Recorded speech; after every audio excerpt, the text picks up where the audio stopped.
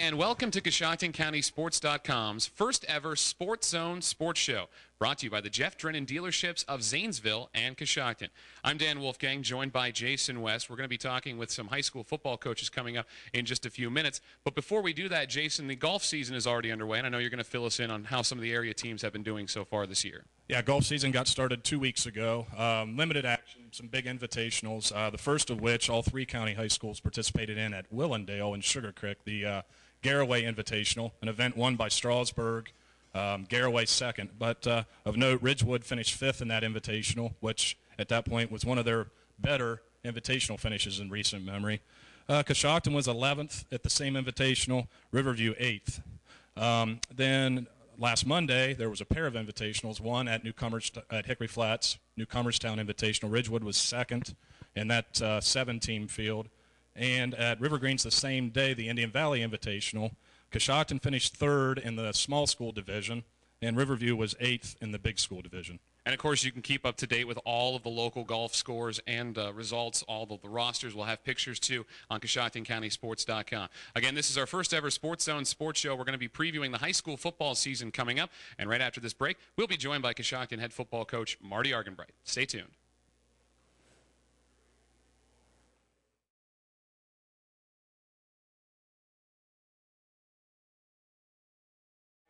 Hi, and welcome back to the Sports Zone Sports Show, brought to you by the Jeff Drennan dealerships of Zanesville and Coshocton. Coshocton Redskin football has done pretty well in the last couple of years, making it to the OHSAA playoffs the past 2 seasons, only to lose in the first round of the postseason. Well, now the team has moved from Region 13 to Region 15, a little bit easier of a region, and we're joined now by head coach of the Coshocton Redskins, Marty Argenbright, to talk a little bit more about that.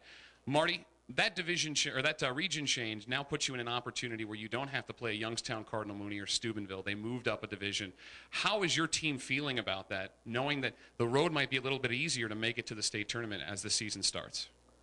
Well, our football team is excited, and our program is, everybody involved in our program is excited, not only about that region change, but about this upcoming season. And, we've been in both regions in the past, and we've had some success in both regions. One of the things that we understand about playoffs and playoff competition is there are no easy opponents once you get into Week 11. It doesn't matter what region you're in, what division you're in. You got to be ready to play each and every week, starting with Week 11.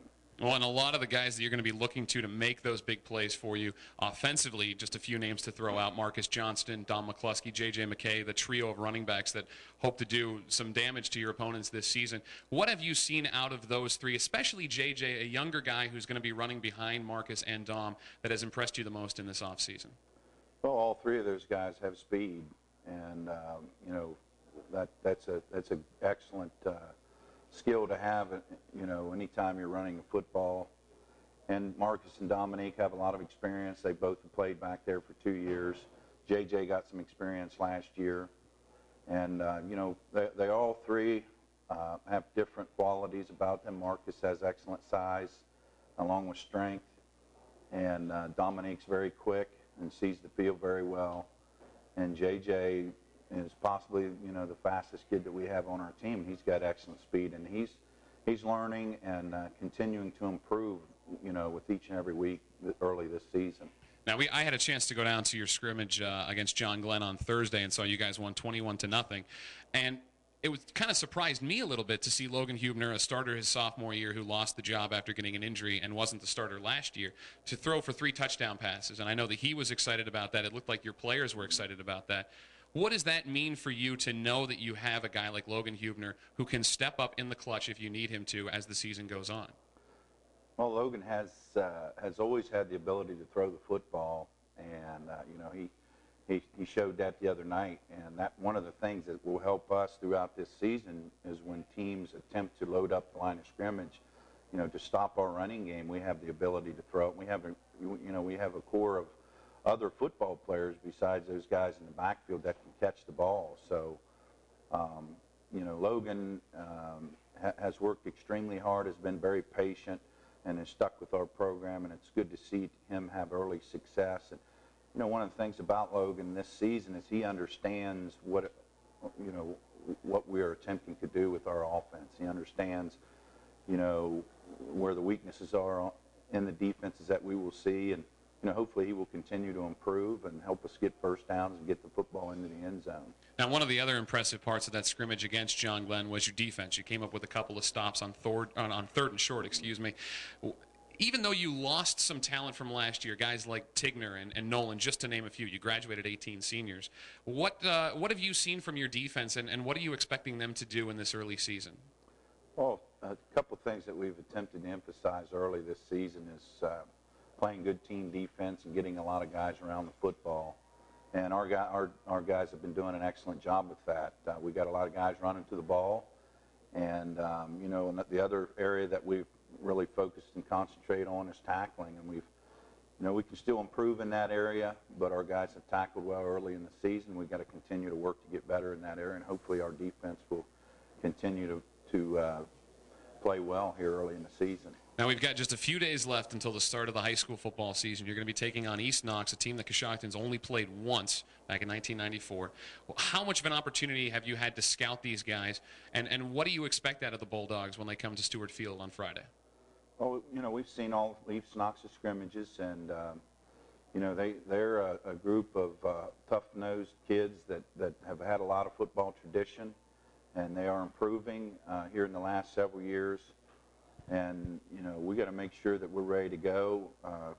Come Friday and week one, they get a lot of guys with football, and they want to run the football, and they also look to make big plays and throw it down the field at times and pick their spots and when they want to throw the football. So we got to make sure that we play discipline and play together and make sure that we take care of the football. And our kids are excited. We're looking forward to week one, and it's been a long wait since that last football game that we played in. So, and it's going to be a fun week one. Is there a bit of a sense of, I guess for lack of better words, urgency, Coach, knowing that in week 2 you've got Manchester, and then in week 3 you're taking on West Holmes, two of the toughest teams on your schedule, to know that against East Knox you're going to have to try and work out those kinks before you go into that tough 2-game stretch?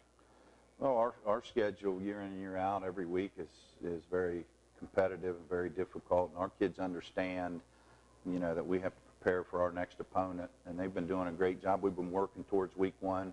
Once we get through week one, we'll concentrate on Manchester and looking at week 2. So our guys are continuing to do the little things that we need to do to work hard and improve every day, and that's prepare for our next opponent. And they've done a great job of doing that early this season. One more question for you. Again, we're joined by Coshocton head coach Marty Argenbright. You've been on the doorstep of winning that ECOL championship for a couple of years now. With losses to Dover, though, you haven't quite been able to push over that hump. And then, as we said earlier, you've also had those 2 first-round losses in the postseason. That being said, what are the expectations, or what are the goals that you as coaches and even the players are setting for this upcoming season? Well, the expectations are high, and that's a good thing. That's the way we would prefer it with our football team every year. We've been here in the past where the expectations haven't been so high, and we would much rather be in this situation. We have a goal every year to compete for the ECOL championship and qualify for the playoffs, and our kids are working towards that. Well, that road to the ECOL championship, hopefully for the Redskins, and to the OHSAA postseason, will start Friday, and you can catch all the action on CoshoctonCountySports.com. We'll be on the air with our live streaming broadcast at 7:10. Kickoff from Stewart Field between the Redskins and the Bulldogs is 7:30. Coach Marty Argenbright, thank you very much for your time here on the Sports Zone Sports Show, brought to you by the Jeff Drennan dealerships of Zanesville and Coshocton. We're going to step aside. When we come back, Jason West will be with Ridgewood offensive coordinator Jamie McCray. Stay tuned.